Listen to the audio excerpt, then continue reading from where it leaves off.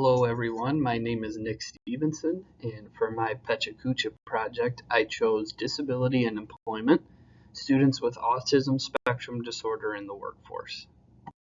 I chose this topic because I teach students with Autism Spectrum Disorder, or ASD, at the secondary level. And throughout high school, we focus significantly on transition, which includes employment.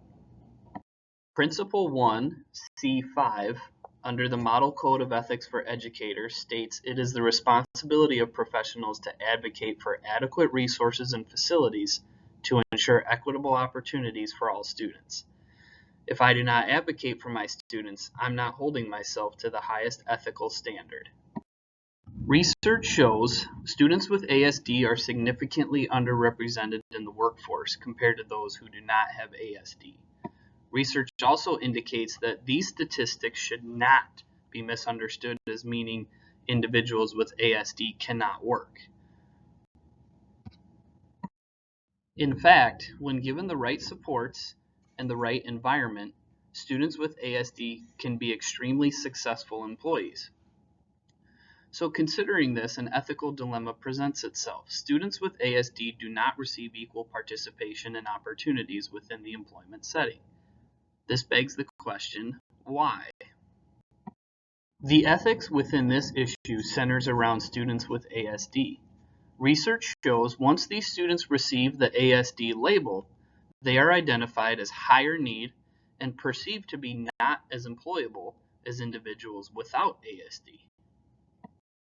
This leads to a significant underrepresentation of individuals with autism spectrum disorder in the workforce. This is due to a lack of opportunity and a lack of appropriate supports. There are multiple stakeholders involved in this ethical issue. First, you have the students themselves and their family members who care for them and support them in multiple settings. Second, you have teachers and other support staff who work with these students every day at school.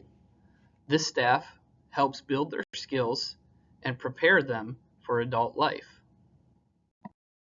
A third stakeholder in this equity issue are service providers and programs such as vocational rehabilitation who work with these students and families to help place them in appropriate employment situations and to help provide them with other opportunities related to employment. The final party involved is employers and businesses who are willing to hire students with ASD or offer these students volunteer positions. Without these employers or businesses who are willing to give students with ASD a chance, the numbers of students with ASD in the workforce would be drastically lower than what it already is. Speaking with stakeholders regarding this equity issue, a dilemma presented itself. There was a consensus among each party involved that everyone wants what's best for students with ASD when pursuing employment. This aligns with the moral taste buds of care and fairness. However, employers need employees who are successful workers when given the right supports and opportunities. And many students with ASD do not have the appropriate supports in place to be successful. Employers are willing to hire students with ASD. They just need to make sure these students have the right supports. This side of the dilemma aligns with the moral taste bud of authority. So what kind of professional development can stakeholders engage in to improve the supports for students with ASD in the workforce? As a teacher, I would need to meet with our School to Work program and vocational rehabilitation staff to ensure my students are building employability skills and getting job experiences. By enrolling students in the School to Work program, they can receive on-the-job training and experiences, allowing them to build their skills in a natural environment.